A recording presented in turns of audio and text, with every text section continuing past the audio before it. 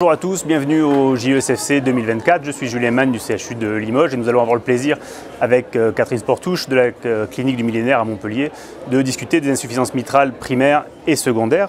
Alors Catherine, ces insuffisances mitrales primaires et secondaires, pourquoi les distinguer ? Oui, alors c'est très important effectivement cette question parce que c'est deux entités totalement différentes. La fuite mitrale primaire, c'est une anomalie de la valve essentiellement et de l'appareil sous-valvulaire, alors que la fuite mitrale secondaire, c'est une anomalie du ventricule gauche et ou de l'oreillette gauche. Donc c'est vraiment deux entités déjà qui n'ont rien à voir. Donc finalement un pronostic est différent, meilleur pour la fuite mitrale primaire qui peut être aussi opérée avec des plasties mitrales qui marchent très bien, par rapport à la fuite secondaire, notamment les fuites ischémiques qui donnent un surrisque pour nos patients. Deuxièmement, effectivement, c'est des mécanismes différents et donc des traitements différents. Donc soit on traite la valve, soit effectivement on peut traiter le ventricule avec tous les médicaments qu'on connaît et puis aussi des traitements spécifiques de revascularisation par exemple ou de restauration du rythme sinusal. Donc ça n'a rien à voir. Très bien, merci. On va essayer de rentrer dans le détail. Donc comment analyser une fuite mitrale ? Alors, analyser une fuite mitrale, d'abord, effectivement, ça passe par l'imagerie et l'imagerie multimodale au mieux. Alors, on commence de toute façon, c'est la référence, l'échographie transthoracique avec toutes les techniques de balayage qu'on connaît. On passe souvent quand même à l'échographie transœsophagienne du fait notamment de l'avènement des techniques percutanées. Et donc vous avez du biplan, vous avez du 3D en face qui vous permet d'avoir une analyse très précise de la valve. Et la première chose à faire, c'est une analyse morphologique. Donc vous regardez la valve, vous l'analysez.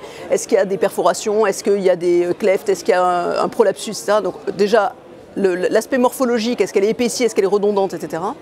Et puis après ça, vous regardez l'anneau mitral, donc est-ce qu'il est dilaté ou pas, est-ce qu'il est calcifié, vous avez des techniques d'imagerie, de TT qui vous permettent d'avancer là-dedans. Et puis après, vous allez regarder le ventricule gauche et l'oreillette gauche. Et ça, c'est fondamental parce que, en fait, vous savez que dans la fuite mitrale primaire, si le ventricule est dilaté et l'oreillette gauche est dilatée, c'est une fuite mitrale primaire probablement sévère et probablement chronique. Mais par contre, effectivement, dans une fuite secondaire, c'est plutôt la cause donc, de la fuite mitrale secondaire.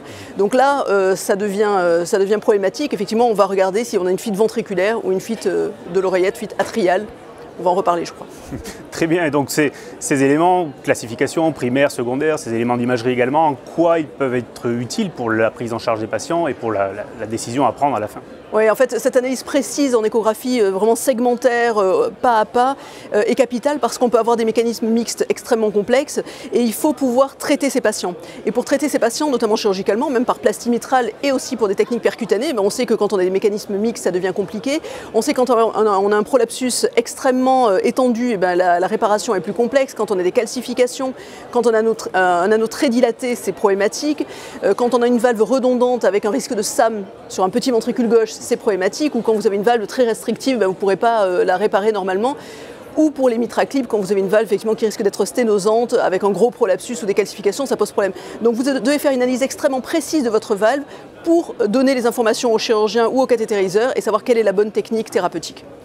Et donc Catherine, si on fait un peu un focus sur les valves secondaires, sur les insuffisances mitrales secondaires fonctionnelles, on a vu arriver dans la littérature ce concept d'insuffisance mitrale atriale. Est-ce qu'on peut avoir quelques éléments là-dessus?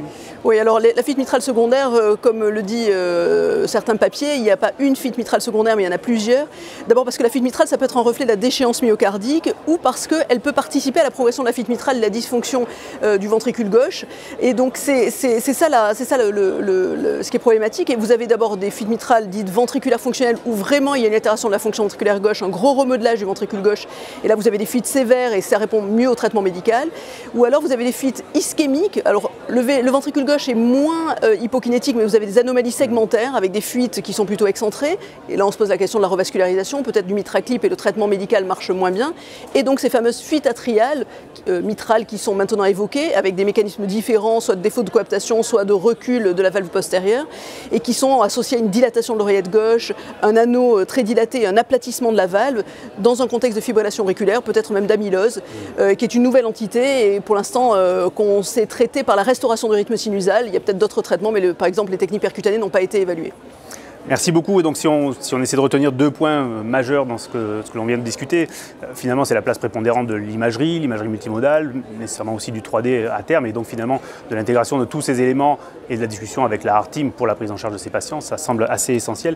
Et puis bien sûr la complexité dans certains cas de la prise en charge, mais également aussi du diagnostic sur les valves mitrales les plus complexes et avec les origines les plus mixtes bien sûr. Voilà, merci à tous de votre attention. Merci.